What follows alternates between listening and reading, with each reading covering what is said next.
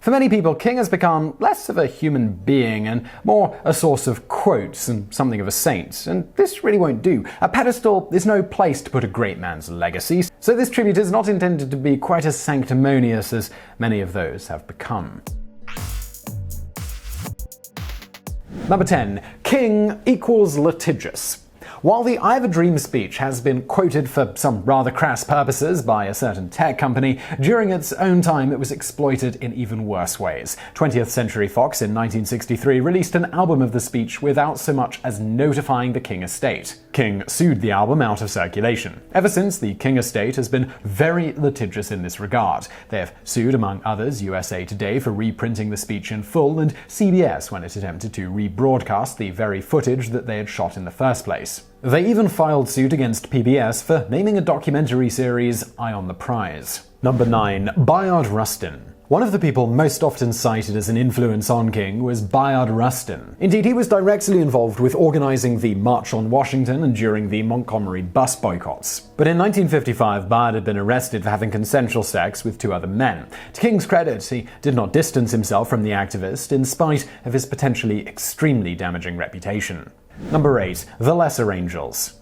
During the 1950s and 1960s, the FBI targeted King for investigation to see if he could be implicated for communist sympathies. While under observation, they claimed to have recorded numerous sound bites from King of an unsavory nature, including flippant jokes about JFK after his assassination. By far the most prevalent have been claims that King spoke extensively about his sexual conquests, including reported sound bites such as "I'm God." One of the agents who had him under observation reported that he was bestial about it. Biographers, by contrast, have claimed that King felt extreme guilt over this and that the content of his sermons would sometimes reflect his anxieties. King is also known to have had at least one extramarital partner. Number 7. Izola Ware Curry. 11 years before his tragic incident with James Earl Ray in Memphis in 1968, during a book signing, King had his first encounter with a named assassin.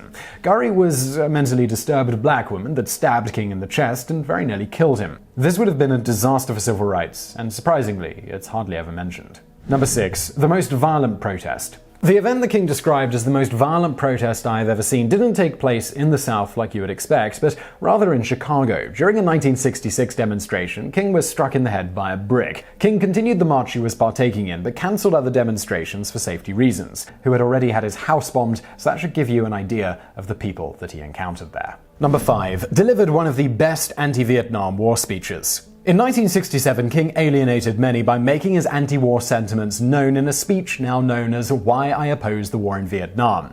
Among those were President Lyndon Johnson and such publications as Life magazine and the Washington Post, who accused King of such things as having betrayed his relevance to the nation with such sentiments. An album of the speech, which was released posthumously, actually won a Grammy Award. Number 4. King was very unpopular at the time of his death.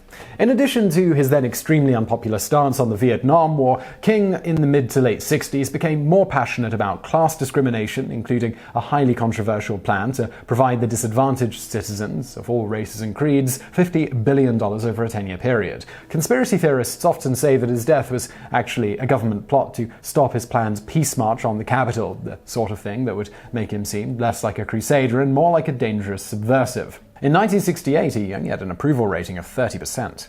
Number 3. The Descendants have had difficulties with the legacy of MLK Jr. and family.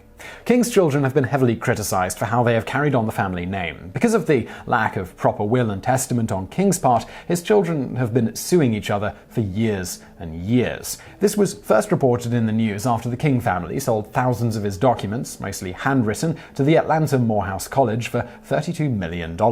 Certainly a lot of money to fight over. Number 2. A lot of interesting information is coming out. Remember all those attributed sound bites that we mentioned in number 8? Well, in 1986, a judge suppressed a large amount of information that was recorded while he was under observation.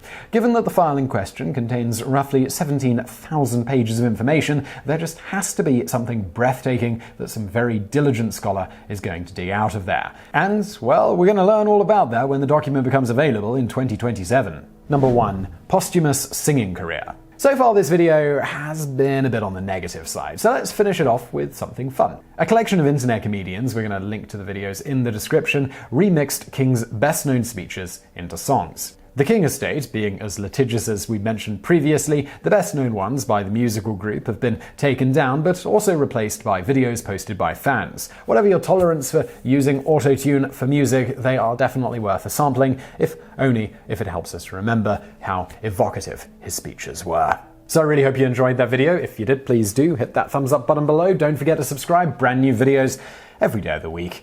And as always, I'll see you next time.